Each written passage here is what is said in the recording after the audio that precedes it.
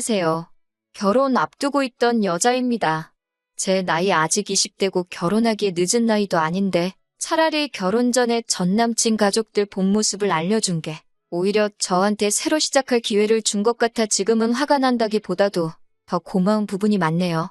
전 남친이라고 부르기도 예비 신랑이라고 부르기도 부하가 치밀어서 솔직히 그런 호칭 대신 입에 담기 힘든 욕으로 부르고 싶지만 그래도 여러 사람 들을 사연에 제가 그러는 건 예의가 아닌 것 같아 남자친구, 어머님으로 쓰려고 합니다. 예비 신랑이었던 전 남친은 저와는 나이 차이가 7살이나 났어요. 제가 나이가 어리다고 해서 일찍부터 취직할 요량으로 만난 남자도 아니었습니다. 예비 신랑이었던 전 남친의 직업이나 연봉이 좋은 편이었고 다니고 있던 회사도 이름이 널리 알려진 유망한 회사였다는 건 사실이지만 저도 나이가 예비 신랑에 비해서 훨씬 어리다 뿐이지 제가 다니는 회사가 결코 전 남친에 비해서 모자라거나 기울거나 하는 편은 아니었고요.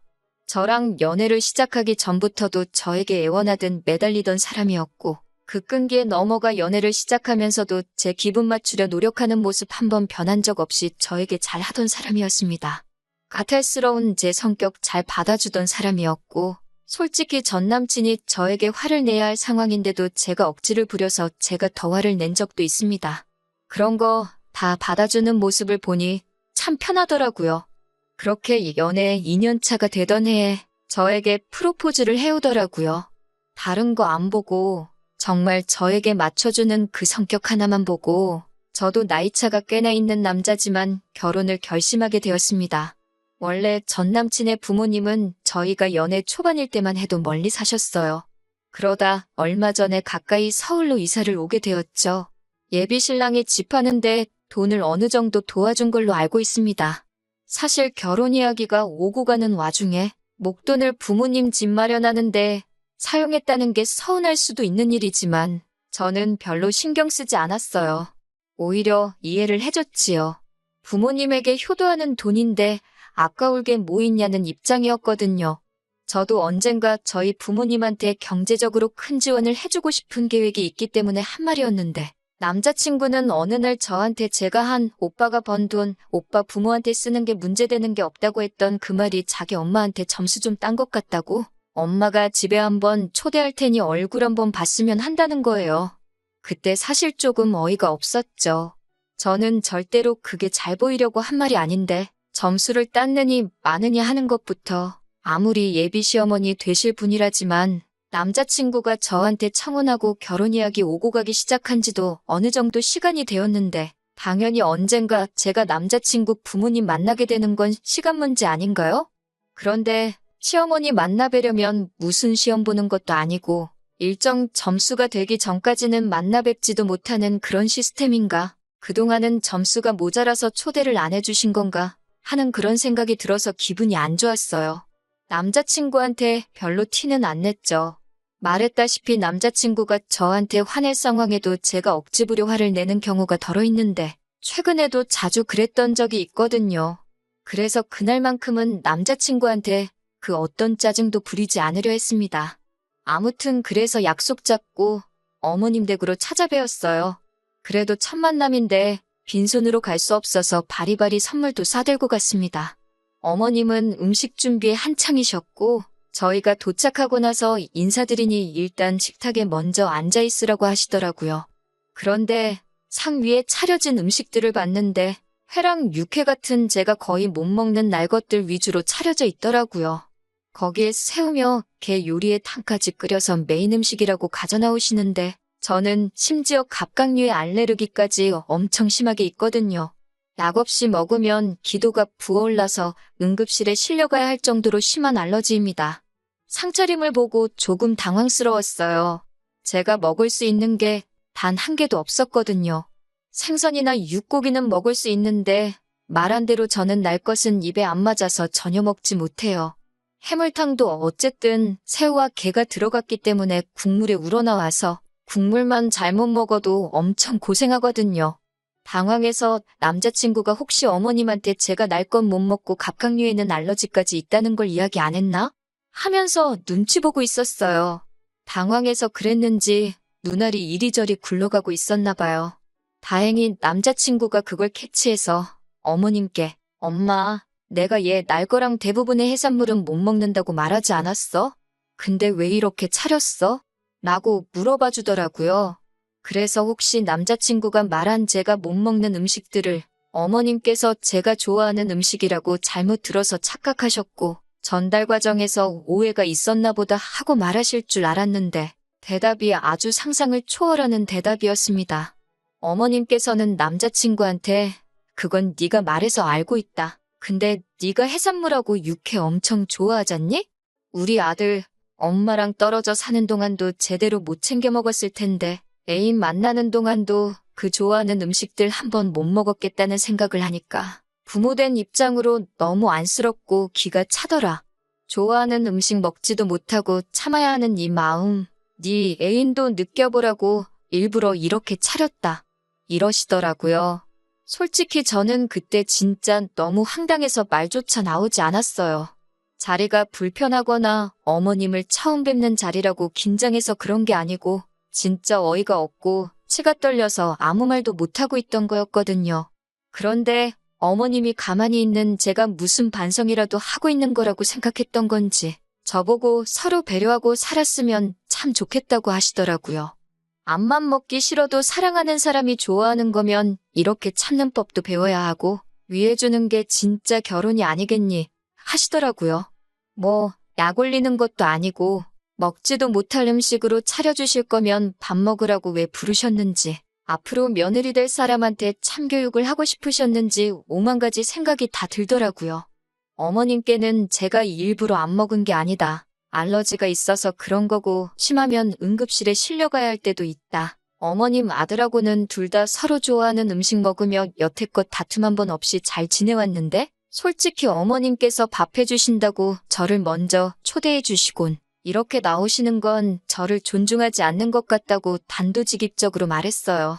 그랬더니 어머님이 언짢은 표정을 지으면서 자꾸 알레르기 핑계를 대냐고 집에서 식사 예절을 못 배운 거냐며 가정교육을 운운하시더군요. 말인즉슨 제가 알러지가 있는 건 갑각류지 준비해주신 회나 육회 같은 날 음식은 아니라는 겁니다. 고로 그 상황에서는 제가 어머님이 왜 이러시는지 이해가 안 된다거나 하는 의문을 갖는 게 아니라 어머니, 제가 이기적이게도 남자친구 마음을 헤아리지 못했습니다. 해산물은 알러지가 있어 먹지 못하지만 준비해주신 회랑 육회라도 한번 최선을 다해 먹어보겠습니다. 이렇게 해야 맞는 거 아니냐고 하시네요. 그리고 제가 말대꾸 하는 거 보니까 가정교육 수준도 뻔히 보인다는 식으로 제 속을 뒤집어 놓으시더라고요. 사람 초대해놓고 못 먹는 음식으로 상을 차려놓고 그걸 억지로 먹이려는 어머니는 대체 얼마나 가정교육을 잘 받아서 그런 거냐 했더니 당연히 그 자리에서 난리가 났어요. 어머님은 저한테 말하는 꼬라지 좀 보라고 혹시나 했는데 가정교육 더럽게 받은 게 진짜로구나 하며 부들대고 있고 남자친구도 아무리 화가 나도 엄마한테 말버릇이 그게 뭐냐고 하고 있고요. 제가 잘못한 게 있으면 말해보라고 이게 어딜 봐서 며느리 될 사람 처음 보는 자리냐고 이건 말 그대로 시댁이라는 지위를 사용해 저한테 갑질을 하고 있는 거나 마찬가지라고 저도 발악을 했죠. 남자친구가 저를 따로 밖으로 데려가서 그래도 이건 아니지 않냐고 가서 싹싹 빌면서 제가 한 행동에 대해 용서를 구하자고 하는 말에 알겠다고 대답했어요. 그리고 집으로 다시 돌아가서 어머님 앞에서 남자친구가 성격이 유하고 참 좋아서 가정교육을 잘 받은 줄 알았는데 부모 꼬라지를 보니까 다 가식인 것 같다고 그러니 아무리 어머니 앞이라지만 자기랑 남은 평생을 함께할 배우자가 될 수도 있는 사람이 이렇게 당하고 있는데도 찍소리도 못하고 오히려 용서를 구하느니 어쩌니 말하고 있는 꼴 좀 보라고 저는 사과할 생각도 없고 결혼할 생각도 없다고 그리고 남자친구한테는 앞으로 너 만날 일도 없다고 소리 지르고 나왔습니다. 그 와중에 어머님은 오빠한테 너라고 했다고 사가지가 없다고 부들거리고 계셨고요. 아마 여태껏 살아오면서 저처럼 단도직입적으로 말하는 사람은 한 번도 본 적이 없었나 봐요. 그날 이후로 며칠 동안 연락이 없길래 그냥 그런가 보다 하고 있었는데 얼마 전에 아침부터 미안하다는 식으로 연락이 계속 오더라고요. 그래서 더 볼 일도 없고 다신 연락하지 말라고 했더니 집 앞까지 찾아와서는 어디 영화에서 봤는지 집 앞에 무릎 꿇고 꼼짝도 않고 가만히 앉아 있더라고요. 이대로 제가 나갈 때까지 그 자리에서 안 움직일 심산이었나 봐요. 솔직히 마음 같아서는 네가 몇 시간이나 버티겠냐 하고 그대로 둘까도 해봤지만 솔직히 이웃들 보는 눈치도 있고 너무 쪽팔리더라고요. 그래서 대충 달래서 제대로 이해시켜야겠다 하고 근처 카페로 데리고 갔는데 자기가 대신 사과할 테니 다시 결혼하자고 하더라고요. 진짜 비굴하다 싶을 정도로 빌길래 솔직히 그때 마음이 흔들려 용서해줄까도 싶었거든요. 말씀드렸다시피 제가 잘못했을 때도 제가 화를 내서 오히려 남자친구가 사과했던 적이 몇 번 있어서 그거 다 까주는 식으로 하려고 했죠. 그래서 약간 화해하는 분위기로 대화가 흘러가고 있는데 남자친구가 제 마음이 다 풀어졌다고 생각했는지 대뜸 날 잡아서 지네 엄마한테 사과하고 화해해서 서로 풀라고 하더라고요. 그 말에도 알겠다고 했어요. 제가 장소를 잡을 테니 거기로 와달라고 했죠. 어머님과 남자친구를 부른 장소는 제가 평소에도 가보고 싶었던 고양이 카페였어요. 두 사람은 문 앞에서 들어오지도 못하고 저만 보고 있더라고요. 남자친구는 고양이 털 알레르기가 있고 엄마 좀 유전이라고 저한테 말해준 적이 있었거든요. 내가 고양이를 얼마나 좋아하는데 알러지쯤은 극복해야 하는 거 아니냐고 했어요. 두 사람이 솔선수범을 해줘야 제가 그 좋아하는 해산물, 내 알러지 때문에 못 먹은 거에 대해서 사과하고 그때 말대꾸한 것도 사과드리지 않겠냐고 했죠. 우물쭈물 문 앞에서 끝까지 들어올 엄두를 못 내더라고요. 보다 못한 제가 밖으로 나갔더니 저한테 고양이 털이 붙어 있을 수도 있다고 두 사람 다 제 근처도 모서고 저 멀찍이 피하더라고요. 그래서 저도 그 자리에서 지금 누가 누굴 나무라고 누구한테 사과를 하라는 거냐고 자기 똥은 구린 줄 모른다는 말이 딱 지금을 두고 하는 말이라고 쏘아붙이고 두 번 다시는 엮이지 말자고 말하고 집으로 돌아왔어요. 솔직히 여태껏 연애해온 시간 생각하면 처음에는 아쉬운 것도 있었지만 한편으로는 이렇게 될 거 뭐 이렇게 길게 끌었었나 후회가 남더라고요. 친구들은 저한테 천만 다행이라고 하는 게 결혼 전에 그런 걸 오히려 고마워해야 한다고 하더라고요.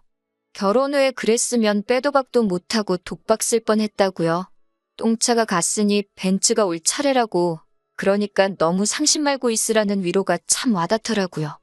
여태껏 전 남친이 벤츠라고 생각한 적은 없지만 그래도 적당히 좋은 차라고 생각했는데 그 차가 지나가고 더 좋은 차가 나타난다고 하면 다음에 만날 사람은 정말 좋은 사람 아니겠나요? 아무튼 이렇게 제 이야기는 이만 마치도록